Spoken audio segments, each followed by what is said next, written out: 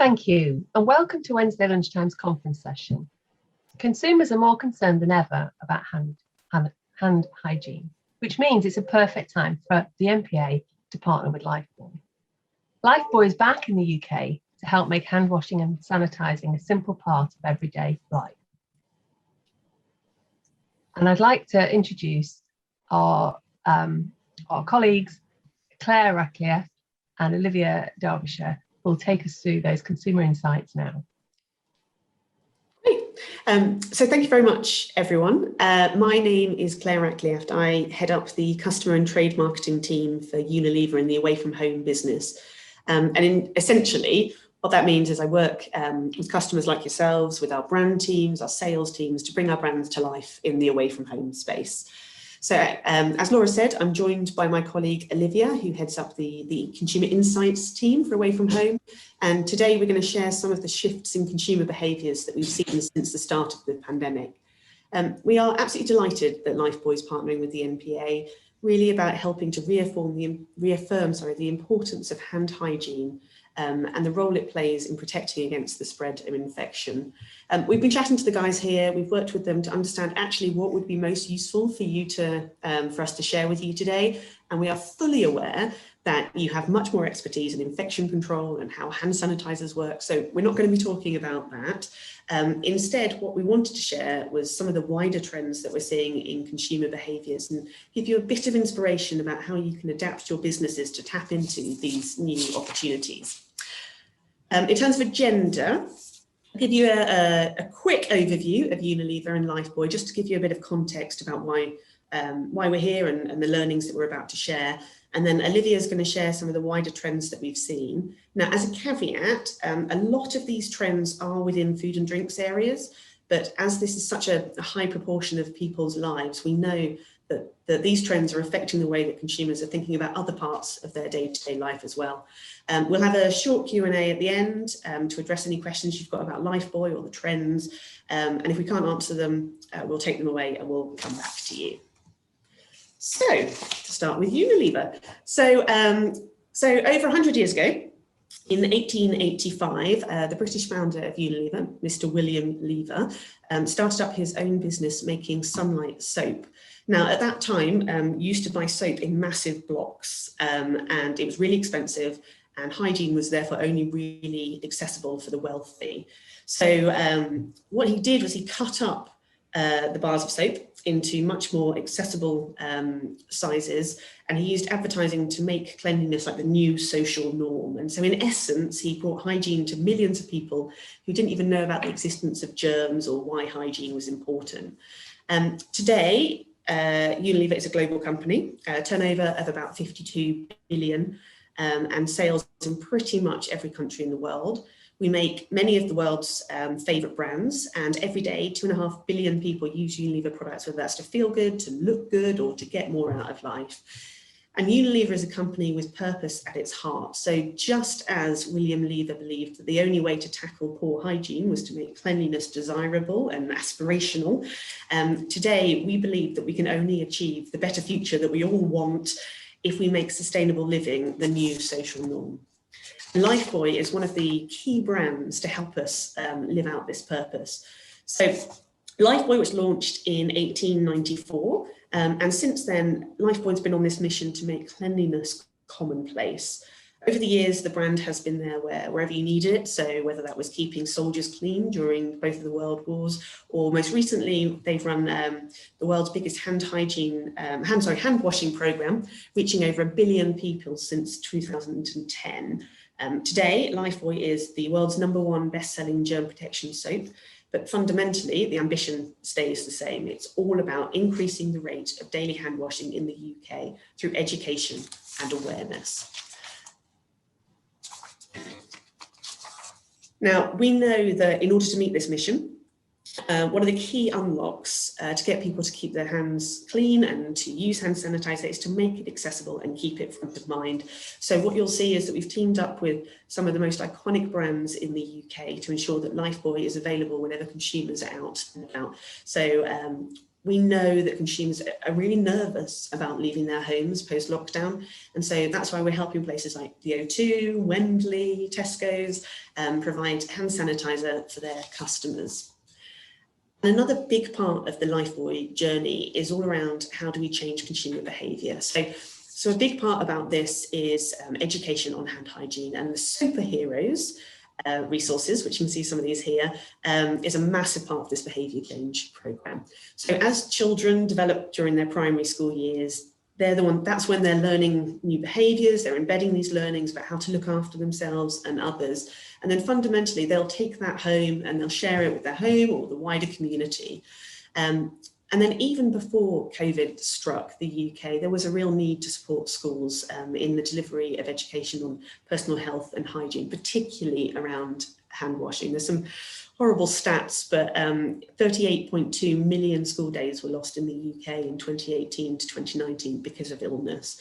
So the brand has been working with UK public health experts and school teachers, and we've designed the Superheroes programme. So it's designed to blend science with fun content, and it's full of all sorts of resources like films, experiments, songs, stickers, there's a calendar, there's a pledge you can take, and it's all presented by these cartoon superhero characters. And then on the 15th of October, which is Global Hand Washing Day, which I'm sure you'll agree is one of your favourite days of the year, we teamed up with NHS doctor, Dr. Ram Singh, to give a lesson on hand hygiene in the world's the biggest nationwide assembly. So we had 375 schools, over 100,000 children across the UK joined into this virtual assembly to understand the role that hand washing plays. Now, we know that your communities are so important to your businesses. So if you do know of any schools that this might be of interest, please let them know. They just need to Google Lifebuoy Superheroes and all the information is on there for them. So that's all we're going to talk about for Lifebuoy and Unilever. I'm going to hand over to Olivia now to share some of the insight and trend work. Lovely. Thank you, Claire. Thank you for the introduction. Good afternoon, everyone. Thank you for inviting us to speak this afternoon. My name's Olivia Derbyshire. I'm the Customer Insights Manager at Unilever, specialising in the bit of our business that looks after away from home channels. I mostly work on food service, but increasingly looking at any place where consumers are out of home and interacting with food or personal care brands. As I say, thank you for having us today. I'm going to spend the next few minutes talking about some of the key consumer trends and changes that we're seeing impact our own business, as well as our customers' businesses. And the intention of the session is to deliver some insight that is both interesting and useful for your business as well. So Claire, if you could click on to the next slide. To start with, I think it's worth highlighting the impact and length of the pandemic. Of course, we've all lived through it. I don't need to go into too much detail. That's why we're here today on Zoom, rather than us being with you in person. And of course, things are still not back to normal. But the pandemic and subsequent lockdowns have had a huge impact on our way of life, especially the fact that we've spent so much more time at home. We've learnt new skills, picked up new behaviours, as well as being exposed to things that perhaps we hadn't even considered before. And that's the basis of my presentation today, those consumer changes which are impacting behaviours and attitudes.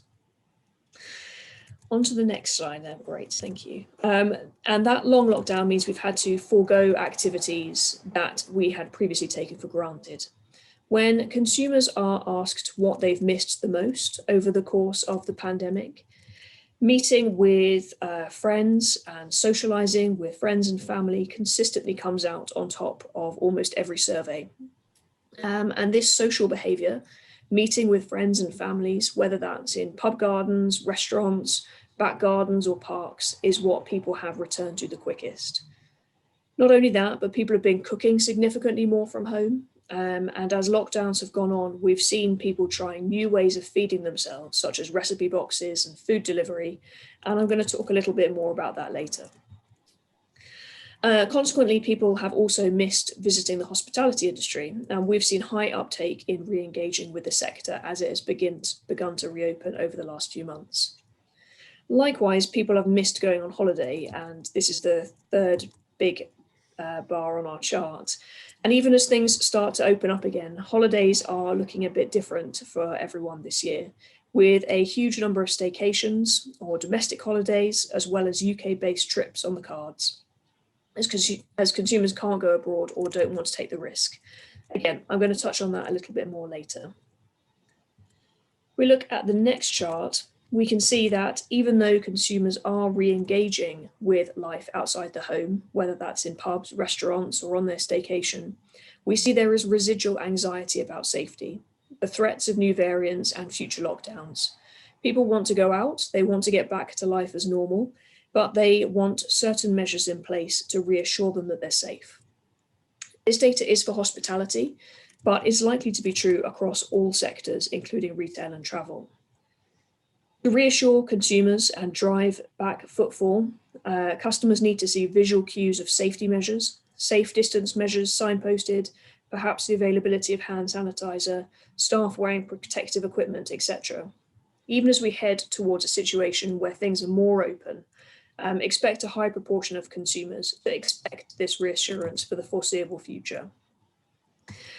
And we really see that attitude reflected on the next chart. As you'll see from this data from a survey we conducted with consumers, 4 in 10 expect to use hand sanitizer indefinitely as a result of the pandemic. So there are behaviours a little bit like this one, which were not commonplace before the pandemic, but where we've seen a significant shift in consumer behaviour that could stay for the long term. And if you don't support consumers with this behavioural shift, it can potentially have negative consequences for businesses. In the same survey, we asked consumers how they would feel about an establishment that didn't have hand sanitizer available. And you'll see a high proportion believe this would make them feel more negative about that business. And this was true across different out-of-home channels. This shows us that across the board in various out-of-home channels, if safety reassurance measures aren't in place, in this case, we're looking at hand sanitizer, it can create a negative perception of the establishment that they are in. So if we move on to the next slide, that's all I'm going to say really about hygiene and hand sanitizer, because our lives have been impacted in so many ways as a result of the pandemic. So I'm going to talk a little bit about some of the key consumer trends that we've seen that have evolved out of the pandemic, or were already sort of a part of life before the pandemic, but have accelerated as a result of lockdowns. So let's start with the financial impact of the pandemic and lockdowns. Given time, I'm only going to cover each of these trends in a fairly light touch way. I could talk for a really long time about a lot of these trends. And of course, there is potentially a lot of factors surrounding them. But hopefully this gives you the main points to understand consumers' behaviour and attitudinal shifts. So the main thing to say about the financial impact is that the pandemic has affected people's finances quite differently. On one hand, there are a group of consumers who are better off now than they were before. These are people who haven't spent money on holidays in the last 18 months. They've worked from home, so they haven't had to commute and pay their annual rail card fee. Haven't eaten out or been to the cinema, and therefore feel comfortable financially, potentially even more so than before the pandemic hit. At the other end of the scale are a sizable group who have been negatively impacted and are struggling.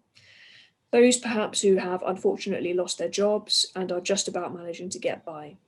The question for businesses is how to cater for consumers at both ends of the market, because there will be opportunities to generate business and growth from consumers who are willing to pay more for a better, more premium experience, as well as those who need value at the other end of the scale. From a lifestyle point of view, I've already alluded to some of these changes. As a nation, we've been working more from home. We've been spending more time engaging with our local communities. For many, these have had a positive impact on their life and are behaviours that they want to continue with, at least in some form or another. This has an impact on businesses, not just where they are physically located, but the kinds of initiatives that they participate in to demonstrate to consumers that they are engaged with local communities. I've already spoken a little bit about staycations. More than half of UK consumers are expecting to take more or the same number of breaks in the UK, as trips abroad are significantly less likely. People don't want to take the risk of going overseas. This has an impact on where holidays are being taken in the UK. For instance, domestic tourists are more likely to travel to locations in the southwest or the northwest versus international tourists who mainly visit city locations. Domestic tourists are more likely to travel by car rather than arriving by plane and participate more in outdoor leisure. The question we're trying to support our customers with is how to maximize these staycations by being in the right place with the right products, as well as understanding consumer needs, e.g. in relation to hygiene, that is going to help them win with staycations. Now, this data is quite hospitality focused, but it tells the story of how technology has been used more by consumers during lockdowns and has also been a lifeline for many businesses over the last 18 months. Over a quarter of people say they've ordered more food delivery than normal, while 8% have ordered for the first time. Importantly, these new users come from demographic groups that have previously under-indexed with this behaviour, the older and more affluent demographics, for instance. Importantly for businesses, now consumers have experienced the benefits of technology. In this case, we're talking about technology. They plan to keep doing it. Delivery opens doors, and providing it meets the needs of consumers by ensuring products arrive in good conditions, that the delivery is easy and that it's quick, is a really great opportunity to reach more customers. We've also seen that in the midst of the pandemic, sustainability and the environment have remained important to consumers. Though there have been situations where people have forfeited sustainability for a safe experience, and in some cases we've seen plastic packaging rise again, almost 8 in 10 consumers say that COVID-19 has increased the importance of protecting the environment, and many are looking for businesses and government to respond and respond quickly. This might be by helping them waste less, it might be by helping to reduce plastic packaging, or by ensuring that products are sourced responsibly. Ultimately, many consumers are looking to do the right thing from an environmental point of view, and we expect that this is going to become even more high profile as COP26 takes place in Glasgow later this year. It will be important that businesses support consumers in being able to make more friendly choices going forward. My final 2 topics are around health and indulgence, 2 conflicting trends perhaps, but behaviours that exist naturally side by side within consumers for different moments. Again, these are trends that were around well before the pandemic, but have been accelerated as a result of the last 18 months. So 41% were willing to admit that they bought more indulgent food during the pandemic, and this is reflected in supermarket sales data, where in-home purchases of savoury snacks, confectionery and ice cream all grew by over 30%, which is an absolutely startling figure in any other circumstance. And we expect this treating behaviour to continue at both ends of the scale, because either people who are looking for low-cost treats and more expensive treats will be in the market. This might be the odd takeaway meal or birthday meals that have been missed over the last 18 months, or perhaps a beauty and personal care item that helps someone feel a little better that day. All of these treats will be part of the consumer behaviour over the next months and years. On the flip side of that indulgence is health, and many consumers claim to be making an effort to be healthier, either through exercise or diet as a result of the pandemic. There's always a disconnect between what people say in surveys and the behaviour that they actually follow through with. But in this case, we are seeing an intention to be healthier. And I think that's unsurprising, given we've been living through a global health crisis, and ensuring better levels of personal health has increased in priority for consumers. On the next slide, you'll see that from a food point of view, consumers appear to be taking a more balanced approach to their diets. While we have seen demand for plant-based diets grow, this is largely driven by flexitarians, i.e. people who are reducing their meat consumption a little bit, rather than people who are following very stringent specific diets. It's interesting to see this more balanced approach for health being played out in food choices. The final point to make about health is that while consumers claim their physical health has seen positive benefits as a result of the pandemic, mental health and energy levels have been more negatively affected. We can perhaps attribute this to people spending more time at home, the lack of socialising that I spoke about right at the start, but it's certainly something to consider as we move to a more opened up society. So just in summary, the pandemic and subsequent lockdowns have had a big impact on our attitudes and behaviour. I've spoken about an increased awareness of health and safety, which is likely to continue into the future. Financial implications of the pandemic and the resulting lifestyle changes of spending more time at home in our local communities, as well as the aspects of our lives that have been highlighted by the pandemic, i.e. a need to take care of our environment and our own personal health. I hope that whistle-stop tour of consumer trends has been useful food for thought, and I believe we now have some time to take some questions if there are any. Great, thank you very much for that. If anybody does have any questions that they'd like to put through, if they could use the Q&A. Don't have anything at the moment. I know one of our regulars, Graham Phillips, has his hand raised. So let me see if we can get Graham to ask his question. Just hold on. Can you hear me? Hi there, Graham. How are you? Yeah, good, thank you. How are you? Good, thanks. In all this discussion around hygiene and hand hygiene and an obsession with it, what doesn't get discussed is the role of the microbiome, which is an emerging science. And to the extent that you can actually identify someone's thumbprint on a computer, because the microbiome on your left thumb is different to the microbiome on your right thumb. And that plays into skin health, physical health, and mental health, actually. Have you given any consideration to that? Because while we're busy eliminating everything we can think of, we're killing as many of the good guys as we are of the bad guys. So I'll be really honest, we're probably not the right people to talk to you about, because I know you've got much more information about that than I have. I think what we are not trying to do is eliminate all germs. Like that, we're fully aware that for good health, like there are good bacteria and all that kind of stuff. The role of Lifebuoy is to keep people safe out and about. Now, the reality is that the percentage of people using hand sanitizer and washing their hands properly is still lower than we need it to be during the pandemic. So it's probably not the best answer for you, because I am not an expert in that field.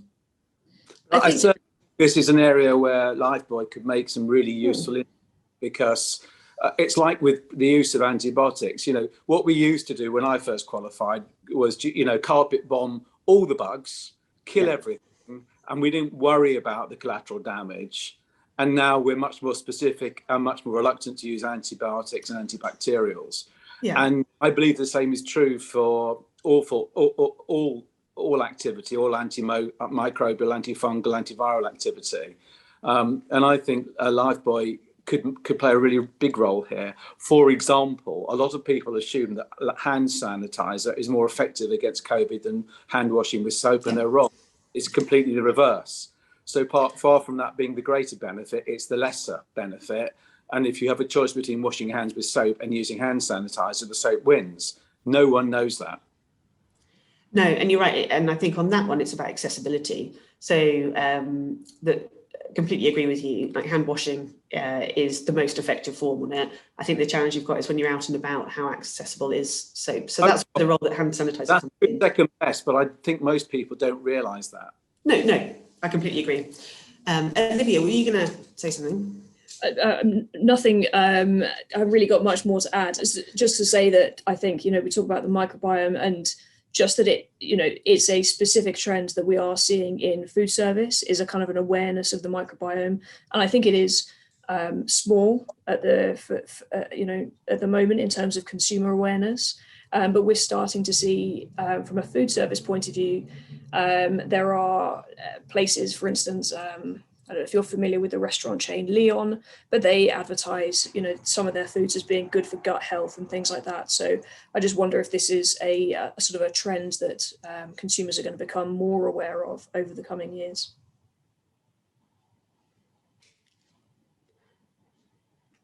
Thanks. I just think this is one to watch, and I think a brand that really gets behind this now will score big. Well, I'd genuinely, I mean, if you're happy to have a chat after this, I'd love to pick your brains about how we can do things better. Yeah, I'd be delighted to, because you know, a big consumer brands with genuine consumer insights that understands the microbiome. When, if you look at skin conditions, psoriasis, eczema, dermatitis, all exponentially getting worse. NHS is less and less able to cope. I'd be delighted to. Yeah, no, genuinely. I'm hoping someone can put me in touch with you after this. But yeah, I'd totally love to reach out, please. If you want to find me, just go to the Pro Longevity website and you'll find me from there. Longevity with Pro in front. Okay. Thank you. Cool. Was there any other questions? Sorry, there's nothing through at the moment. I think what we'll do is we'll wrap up, if that's okay. And if we do have any other questions come through, I can pass them on to you, Claire, and I'm sure you can pass those on to the relevant people. And I will, of course, pass on Graham's details to you as well. Thank you. Laura, over to you. Thank you, Ashley. So really all that remains is to thank Olivia and Claire for their time, and really thank you so much for hosting this session. It's obviously stimulated a few thoughts and consumer behaviours in COVID. I'm sure our members have found very interesting. We're very pleased to be working with Lifebuoy on the consumer programmes for hygiene. I'm especially interested in the Superheroes programme myself, so good to see how that develops, and further discussions with pharmacy would be good. Great, thank you very much, guys. Thank you. Thank you. Bye-bye. Bye.